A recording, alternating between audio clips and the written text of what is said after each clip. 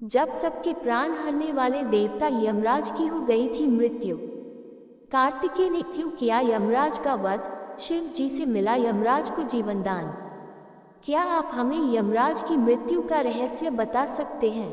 हिंदू धर्म के अनुसार यमराज मृत्यु के देवता हैं, जिनका उल्लेख वेद में भी आता है। विश्वकर्मा की पुत्री संज्ञा से भगवान सूर्य के जुड़वा पुत्र पुत्री यमराज और यमुना उत्पन्न हुई। मार्कंडेय पुराण में लिखा है कि जब विश्वकर्मा की पुत्री संज्ञा ने अपने पति सूर्य को देखकर भय से आंखें बंद कर ली, तब सूर्य ने क्रुद्ध होकर उसे शाप दिया कि जाओ, तुम्हें जो पुत्र होगा वह लोगों का प्राण लेने वाला होगा।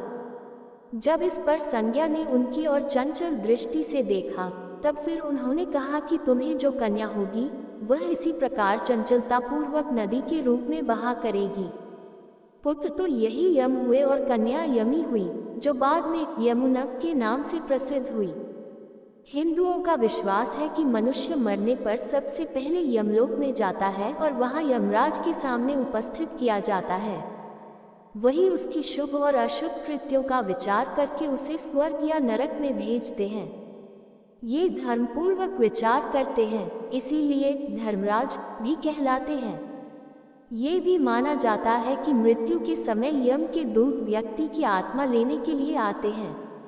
ये कहा जाए कि मृत्यु के देवता यमराज की मौत हुई थी तो जानकर आश्चर्य होगा, लेकिन इस संबंध में एक पौराणिक कथा प्रचलित है। यूं तो यमराज की मृत्यु को लेकर कथा का भिन्न भिन्न वर्णन मिलता है, लेकिन यहाँ इससे जुड़ी एक कथा पढ़ने को मिलेगी। मान्यता है कि कालज में शिवभक्त राजा श्वेत राज्य करते थे।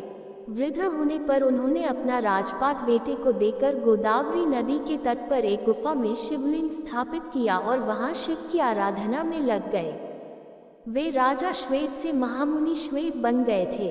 शिव की आराधना में लीन श्वेत मुनि को आभास नहीं हुआ कि उनकी आयु पूरी हो चुकी है।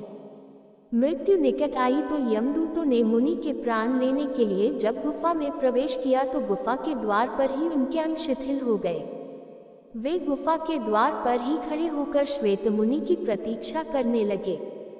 कहा जाता है कि जब यमदूत बलपूर्वक श्वेत मुनि को वहां से ले जाने लगे तो वहां श्वेत मुनि की रक्षा के लिए शिव के गण प्रकट हो गए। भैरव ने यमदूत मृत्युदेव पर डंडे से प्रहार कर उन्हें मार दिया। इधर जब मृत्यु का समय निकलने लगा तो यमदूतों ने कांपते हुए यमराज के पास जाकर सारा हाल सुनाया। मृत्युदेव की मृत्यु का समाचार सुनकर यमराज क्रोधित हो गए और यमदंड लेकर भैंसे पर सवार होकर अपनी सेना के साथ वहां पहुंचे।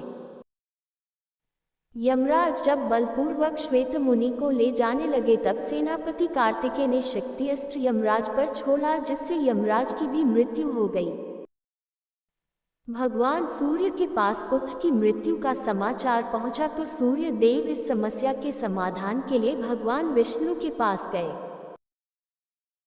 विष्णु ने भगवान शिव की तपस्या कर उन्हें प्रसन्न करने का सुझाव दिया। सूर्य देव की तपस्या से शिव जी प्रसन्न हुए और उन्हें दर्शन देकर वरदान मांगने को कहा। तब सूर्यदेव ने कहा कि हे महादेव, मेरे पुत्र यमराज की मृत्यु के बाद पृथ्वी पर असंतुलन फैल गया है। संतुलन बनाए रखने के लिए यमराज को पुनर्जीवित करने की प्रार्थना की। भगवान शिव ने नंदी से यमुना का जल मंगवाकर यमदेव के पार्थिव शरीर पर छिड़के, जिससे वे फिर जीवित हो गए। दोस्तों, आपको ये कहानी कैसी लगी कृपया कमेंट करके जरूर बताएं। वीडियो पसंद आया हो तो लाइक करें और ऐसी ही और भी बहुत सारी कहानियों को सुनने के लिए चैनल को सब्सक्राइब जरूर करें। सब्सक्राइब टू ज्ञान विद गर्विता, कहानियों का ज्ञान सागर।